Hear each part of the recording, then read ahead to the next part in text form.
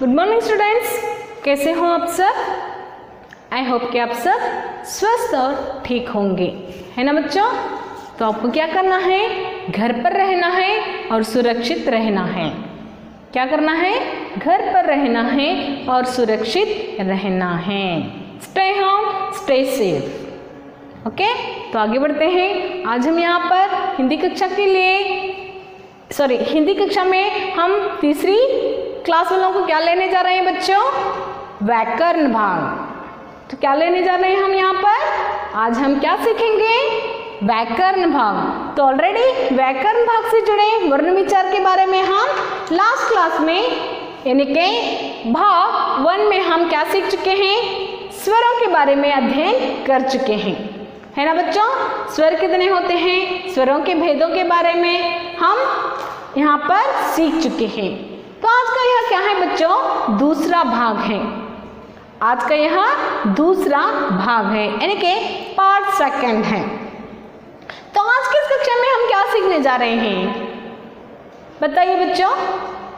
आपको पता है ना, यहाँ पर लास्ट क्लास में हम स्वरों के बारे में सीख चुके हैं। तो आज हम क्या सीखने जा रहे हैं, व्यंजनों के बारे में। किसके बारे में सीखने जा रहे हैं बच्चों, व्यंजनों के बारे में। तो ऑलरेडी आपको पता है यहाँ पर वर्णमाला में क्या किया गया है, 2 भाग किए गए हैं, है ना। तो पहला भेद कौन सा है, स्वर, और दूसरा भेद कौन सा है, व्यंजन, है ना बच्चों, जानते हैं ना आप सब। तो यहाँ पर वर्णमाला के 2 भेद किए गए हैं, स्वर और व्यंजन। तो और हम लास्ट क्लास में स्वरों के बारे में, स्वरों को हम अंग्रेजी में क्या कहते हैं, वोवेल्स कहते हैं। स्वरों को हम अंग्रेजी में क्या कहते हैं, वोवेल्स कहते हैं, और व्यंजनों को हम क्या कहते हैं, कॉन्सोनेंट्स कहते हैं। ओके, तो आज हम क्या करेंगे बच्चों, व्यंजनों के बारे में हम अध्ययन करेंगे। तो यहाँ पर क्या होता है बच्चों, व्यंजनों को उच्चारण करने में हमें क्या करना पड़ता है बच्चों, स्वरों की सहायता लेनी पड़ती है। क्या करना पड़ता है बच्चों, स्वरों की सहायता लेनी पड़ती है। स्वरों को स्वतंत्र रूप से इनका उच्चारण किया जाता है, लेकिन व्यंजनों को उच्चारण करने के लिए हमें क्या करना पड़ता है, स्वरों की सहायता लेनी पड़ती है। ओके, तो समझ में आ गया ना। यहाँ पर क्या किया गया है, व्यंजनों को भी बहुत सारे भागों में विभाजित किया गया है। जैसे कि यहाँ पर हम जब क लिखते हैं तो क में क्या होता है बच्चों, अ होता है। तब जाकर क्या होता है, यहाँ पर पूर्ण रूप से क लिख पाते हैं। अगर हम अ निकालेंगे तो यहाँ पर क क्या होता है, आधा हो जाता है। आधा यानी कि क का पूर्ण रूप से उच्चारण नहीं हो पाता। जब हम क को स्वर लगाएंगे तो क का पूर्ण उच्चारण हो जाता है। ओके, जब हम अ निकालेंगे तो यहाँ पर क क्या हो जाता है, आधा हो जाता है। क को अ से मिलाया नहीं जाता, लेकिन ये इसका रूप जो होता है, क को मिलाने से ही अ को मिलाने से ही पूर्ण होता है। ओके, समझ में आ गया ना। तो मैं आपको अभी भी बता चुकी हूँ कि व्यंजनों को उच्चारण करने के लिए हमें किसकी सहायता लेनी पड़ती है, स्वरों की सहायता लेनी पड़ती है। स्वर जो होते हैं वे स्वतंत्र रूप से उच्चारण किए जाते हैं, इन्हें किसकी सहायता नहीं पड़ती। तो ध्यान में रखना है कि बच्चों यहाँ पर व्यंजनों को उच्चारण करने के लिए हमें स्वरों की सहायता लेनी पड़ती है। ओके, तो ध्यान में रखना है। तो आपको यहाँ पर ये क्या है, हलंत है। ये क्या है बच्चों, इसे हम हलंत कहते हैं। इसके लगने से वर्ण क्या हो जाता है, उसका उच्चारण आधा हो जाता है, यानी कि पूर्ण रूप से उसका उच्चारण नहीं होता है। तो जब हम क हलंत अ लिखेंगे तभी जाकर पूर्ण रूप से क का उच्चारण कर पाएंगे। ओके, यहाँ पर क्या है, व्यंजन जो है स्वरों के बिना अधूरे हैं, इतना समझ लीजिए। ओके, व्यंजन जो है स्वरों के बिना अधूरे हैं। जब हम व्यंजनों को स्वर मिलाते हैं तभी जाकर इनका पूर्ण रूप से उच्चारण हो पाता है। ओके, समझ में आ गया ना बच्चों? तो चलिए यहाँ पर हम देखेंगे कि व्यंजन के भी कितने प्रकार होते हैं। तो देखिए, पहले हम क्या करेंगे, व्यंजनों को यहाँ पर लिखेंगे। क्या करेंगे बच्चों, व्यंजन। तो लास्ट क्लास में हमने यहाँ पर स्वरों के बारे में सीख चुके हैं, तो आज हम यहाँ पर व्यंजनों को सीखते हैं। तो देखिए यहाँ पर क, ख, ग, घ, ङ, च, छ, ज, झ, ञ, ट, ठ, ड, ढ, न, त, थ, ध,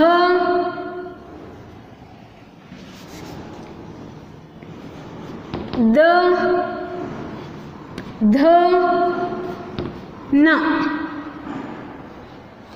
प, फ, ब, भ, म, य, र, ल, व, श, श, स, ह। ये क्या है बच्चों? अभी अभी मैंने जो लिखा ये सभी क्या है? व्यंजन कहलाते हैं। ये सभी क्या कहलाते हैं बच्चों? व्यंजन कहलाते हैं। तो देखिए यहाँ पर व्यंजन किस प्रकार के होते हैं और कौन कौन से किस तरह से लिखा जाता है। तो देखिए यहाँ पर क, ख, ग, घ, ङ, कितने अक्षर हैं यहाँ पर? 5 हैं। कितने अक्षर हैं? 5 अक्षर हैं। तो यहाँ पर भी देखिए बच्चों, हर एक लाइन में कितने वर्ण हैं? 5 वर्ण हैं। कितने वर्ण हैं बच्चों? 5 वर्ण हैं। तो कुल मिलाकर कितने वर्ण हो गए? 25। तो कुल मिलाकर कितने वर्ण हो गए बच्चों यहाँ पर? 25 यानी कि 25। इन्हें हम क्या कहते हैं? इन्हें हम स्पर्श व्यंजन कहते हैं। इसे हम क्या कहते हैं बच्चों? स्पर्श व्यंजन कहते हैं। ओके, तो ध्यान रखिए बच्चों, इसे हम क्या कहते हैं? स्पर्श व्यंजन कहते हैं। ये जो 25 आपको यहाँ पर दिखाई दे रहे हैं उसे हम क्या कहते हैं? स्पर्श व्यंजन कहते हैं। ये देखिए यहाँ पर हर एक लाइन में 5 वर्ण आते हैं। तो यहाँ पर देखिए, जैसे कि हम हर एक लाइन में 5 वर्ण देखते हैं, लेकिन स्टार्टिंग वर्ण कौन सा है बच्चों? क वर्ग है। स्टार्टिंग वर्ग क्या है? वर्ण क्या है बच्चों? यहाँ पर क है। और नेक्स्ट लाइन में क्या है? च, क, च, ट, त, प। तो यहाँ पर क्या होता है बच्चों? जो लाइन में यानी कि क की लाइन में जो भी जितने भी वर्ण हैं उसे किस तरह पहचाना जाता है? क वर्ग कहकर पहचाना जाता है। इसे हम क्या कहते हैं? क वर्ग कहते हैं। यानी कि जो यहाँ पर स्टार्टिंग वर्ण आता है उसे उसी वर्ग से पहचाना जाता है। क वर्ग यानी कि नेक्स्ट क्या हो गया बच्चों? यहाँ पर च वर्ग। ये क्या है? च वर्ग कहलाता है। तो देखिए यहाँ पर च वर्ग और नेक्स्ट उसके बाद क्या आता है ट वर्ग। नेक्स्ट उसके बाद क्या है यहाँ पर ट वर्ग और उसके बाद देखिए यहाँ पर त वर्ग, त वर्ग और उसके बाद क्या आता है यहाँ पर प वर्ग। यानी कि जो यहाँ पर शुरुआत में अक्षर है उसे उसी के लाइन से या उसी के ग्रुप से उसे माना जाता है। जैसे कि वर्ग, इसे हम क वर्ग कहते हैं। क से लेकर न तक हम इसे क्या कहते हैं बच्चों क वर्ग कहते हैं। च से यहाँ तक हम क्या कहते हैं उसे हम च वर्ग से पहचानते हैं। उसके बाद ट वर्ग यानी कि ट में ट ठ ड ढ न, यहाँ पर न तक क्या होता है इसे हम ट वर्ग कहते हैं। आगे देखिए यहाँ पर नेक्स्ट यहाँ पर त वर्ग दिया गया है। त वर्ग में क्या क्या आते हैं बच्चों त थ द ध न। तो यहाँ पर त से लेकर न तक क्या होते हैं यहाँ 5 वर्ण जो हैं वे किसके अंतर्गत आते हैं त वर्ग के अंतर्गत आते हैं।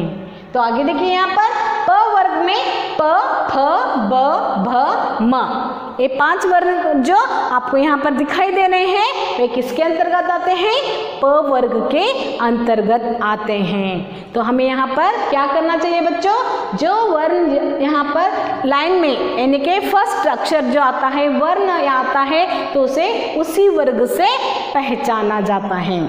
तो आपको यहाँ पर ध्यान में रखना है इसे क वर्ग च वर्ग ट वर्ग त वर्ग प वर्ग कहते हैं। और ये कितने हैं बच्चों, कुल मिलाकर 25 वर्ण हैं या 25 अक्षर हैं। इसे हम क्या कहते हैं स्पर्श व्यंजन कहते हैं। क्या कहते हैं बच्चों, इसे हम स्पर्श व्यंजन कहते हैं। तो आपको पूछा जाएगा कि स्पर्श व्यंजनों की संख्या कितनी है, तो आपको क्या करना है स्पर्श व्यंजनों की संख्या 25 है। या आपको पूछा जाएगी ट किस वर्ग में आता है, ट किस वर्ग में आता है ट वर्ग में आता है। भ किस वर्ग में आता है प वर्ग में आता है। या फिर आपको पूछा जाए कि ग किस वर्ग में आता है तो क वर्ग में आता है। इस तरह से यहाँ पर क्या होता है आपको क्वेश्चंस आएंगे, तो आपको ध्यान में रखना है कि इसे किस तरह से लिखना है। ओके, समझ में आ गया ना बच्चों। तो यहाँ पर स्पर्श व्यंजन कितने हैं 25 हैं। तो ध्यान में रखना है कि व्यंजनों में यहाँ पर स्पर्श व्यंजन किसे कहते हैं और स्पर्श व्यंजनों की संख्या कितनी है। ओके, नेक्स्ट देखिए यहाँ पर य र ल व, य र ल व, ये कितने अक्षर हैं, ये कितने वर्ण हैं बच्चों 4 वर्ण हैं, 4 वर्ण हैं। इसे हम अंतस्थ व्यंजन कहते हैं, इसे हम अंतस्थ व्यंजन कहते हैं। तो ध्यान रखिए अंतस्थ व्यंजनों की संख्या कितनी है, अंतस्थ व्यंजनों की संख्या 4 है। वे कौन कौन से य र ल व। ओके, य र ल व हम इन्हें क्या कहते हैं बच्चों अंतस्थ व्यंजन कहते हैं। तो ध्यान में रखिए अंतस्थ व्यंजन के अंतर्गत कौन कौन से वर्ण आते हैं या अंतस्थ व्यंजनों की संख्या कितनी है।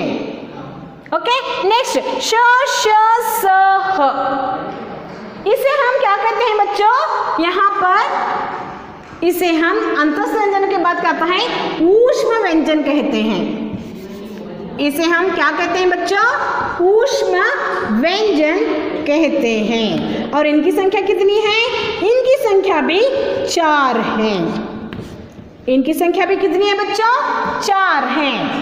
य र ल व अंतस्थ व्यंजन, श श स ह ऊष्म व्यंजन। और बच रहे क्या क्ष त्र ज्ञ श्र, क्ष त्र ज्ञ और श।